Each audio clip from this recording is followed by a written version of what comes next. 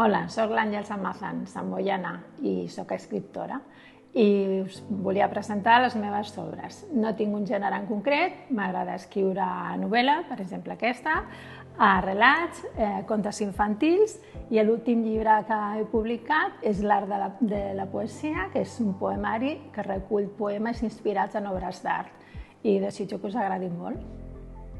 Hola, sóc Germà Terol, sóc de Barcelona. Fa 16 anys que visc a Sant Boi.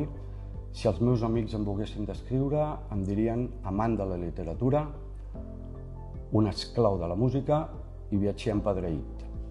Tot això ho vaig aglutinar fa aproximadament uns 10 anys, quan, no sé per què, potser per un somni, potser perquè em vaig aixecar amb el peu esquerre, vaig decidir escriure un llibre. I a més, quina sort, li va agradar a l'editorial L'Artbooks. Va ser aquest llibre. El pañuelo es un mundo entre paralelos y meridianas. La sort és que aquest llibre va agradar molt i a través d'e-mails i a través de missatges em van provocar a escriure el segon. Más vale pájaro en mano que morir de pie. No oblideu, el pañuelo es un mundo entre paralelos y meridianas, más vale pájaro en mano que morir de pie, novel·la negra, costumbrista, amb tocs eròtics i, per què no, la vida. Hola, sóc la Maite Moreno. Vaig començar a escriure el 2012, soc de Sant Boi, em vaig presentar al Premi Delta i el vaig guanyar amb aquest llibre que diu S'ha acabat. Posteriorment, amb 3 companyes de l'Ateneu que havien fet un curs de contes, vam publicar aquest, que és un recull de contes breus.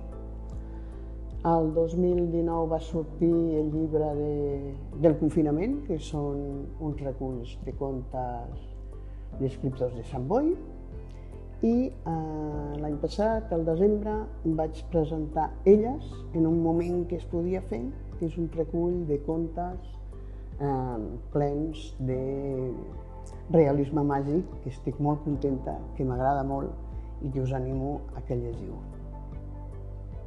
Buenas, me llamo Máximo Santiago Bonatibuere, soy de Uruguay, nací en Uruguay hasta los 5 años y en 2008 vine para Sant Boi de Llobregat, donde vivo hasta el día de hoy. Me he criado aquí toda mi vida y en toda mi vida he tenido como una necesidad por el arte y por la escritura, en concreto por la fantasía y los relatos. Todo este proceso de imaginación durante mi juventud y mi niñez sobre todo, pues me ha llevado a culminar con este libro elegido por el rey. Y bueno, siempre he escrito toda mi vida, pero bueno, al final he podido sacar un libro, acabarlo y publicarlo. Espero que os guste mucho el libro y que lo disfrutéis. Hola, para aquellos que no me conozcáis, soy Vicente Corachán, actualmente escritor de novela negra. Mi profesión no es esta, sino la de detective privado, y vengo de los servicios de información de la Guardia Civil, lo cual me ha nutrido sobre todo para escribir este género, que es la novela negra, novela policial, novela criminal, como queráis llamarle. Tengo 4 libros escritos, entre otros relatos y demás. El primero fue Un cadáver para los detectives, con el que me dieron un premio de novela negra del Colegio de Detectives, y de ahí me inicié en la continuación de este género.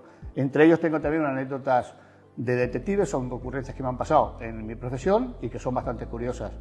Después hice Olga, que fue la segunda novela, cambiando de detective. En este caso tenemos 2 detectives que son los que dominan el género en mi presencia. Y El miedo de Amanda. El miedo de Amanda actualmente está pues en las puertas de ser una película porque la han adaptado a cine. Y lo único que puedo decir es que ojalá sigamos leyendo, ojalá los escritores sigamos escribiendo aquí en Sant Boi, que nos conozcáis todos y por favor, leer mucho.